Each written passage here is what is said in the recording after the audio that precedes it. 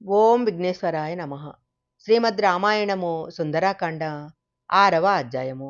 అప్పుడు హనుమంతుడు సీతాదేవితో ఇలా అన్నాడు. అమ్మా, నువ్వు అపహరించబడిన తరువాత రాముడు జటాయువుతో మాట్లాడాడు. తరువాత జటాయువు ప్రాణాలు వదిలాడు. ఆ తరువాత కబంధుడు కనపడ్డాడు.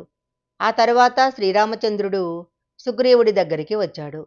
సుగ్రీవుడితో స్నేహం చేసిన రాముడు వాలి సంహారం చేసిన తరువాత సుగ్రీవుడికి పట్టాభిషేకం చేశారు.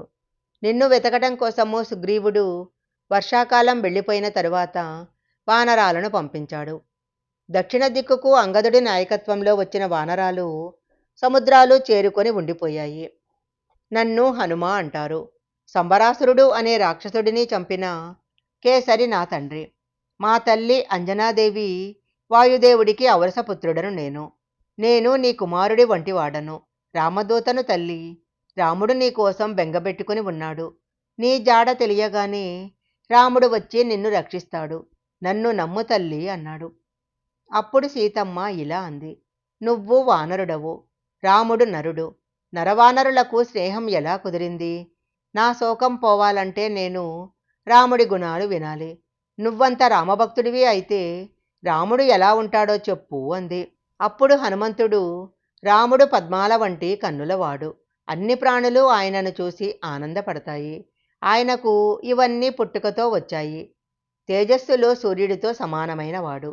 క్షమించటంలో భూమితో సమానమైన వాడు. బుద్ధియందు బృహస్పతితో సమానమైన వాడు. కీర్తియందు ఇంద్రుడితో సమానమైన వాడు. శ్రీరాముడికి యజుర్వేదము, ధనుర్వేదము, వేదాంగాలు తెలుసు అని చెబుతూ రాముడి కాలిగోళ్ల నుంచి శిరసు మీద ఉండే వెంట్రుకల వరకు ఏ ఒక్క అవయవాన్ని విడిచిపెట్టకుండా హనుమంతుడు వర్ణించాడు. ఆ సమయంలోనే రాముడు 8 అడుగులు ఉంటాడని హనుమంతుడు చెప్పాడు. అలాగే రాముడు మర్యాద పురుషోత్తముడు.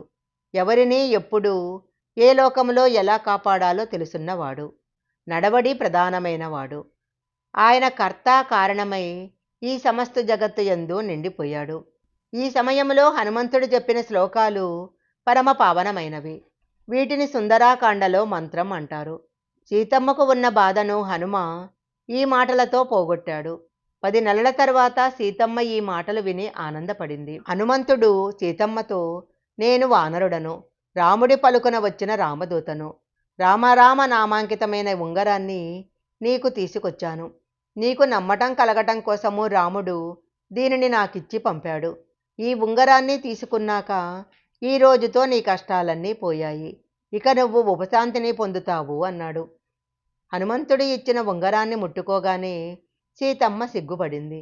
రాముడినే చూసినంత ఆనందాన్ని సీతమ్మ పొందినదై ఆ ఉంగరాన్ని కన్నుల కద్దుకొని పరవశించిపోయింది. హనుమంతుడిచ్చిన ఉంగరం తీసుకున్న సీతమ్మ, హనుమ, లక్ష్మణుడు, భరతుడు, శత్రుఘ్నుడు, సుగ్రీవుడు, వానరాలు కుశలమే కదా అని పలు ప్రశ్నలు అడిగినాక రాముడికి నాకన్నా ఎక్కువైన వారు ఎవరూ లేరు. నేను పక్కన లేకపోవడం వల్ల రాముడు ఎలా ప్రవర్తించాలో అలా ప్రవర్తించటంలో వైకల్యాన్ని పొందలేదు కదా.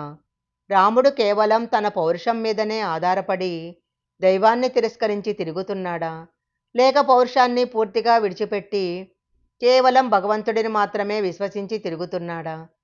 రాముడికి నేను జ్ఞాపకం ఉన్నానా? రావణుడిని, రాక్షసులను నిగ్రహించాలంటే రాముడు అక్కడి నుంచి అస్త్రప్రయోగం చేయలేడా? అస్త్రప్రయోగం చెయ్యకుండా నా యందు ఎందుకు ఉపేక్షించాడు? నాకు రావణుడు 12 నెలల గడువిచ్చాడు. అందులో 10 నెలల కాలం పూర్తయిపోయింది. ఇక 2 నెలలు మాత్రమే వాడు నన్ను బ్రతకనిస్తాడు. కానీ నేను 1 నెల మాత్రమే బ్రతికి ఉంటాను. ఈ 1 నెలలోపు రాముడు వచ్చి నన్ను విడిపిస్తే సరి. ఒకవేళ రాముడు రాకపోతే నేను ప్రాణాలు విడిచిపెట్టేస్తాను. నేను ఇక 1 నెల మాత్రమే బ్రతికి ఉంటాను.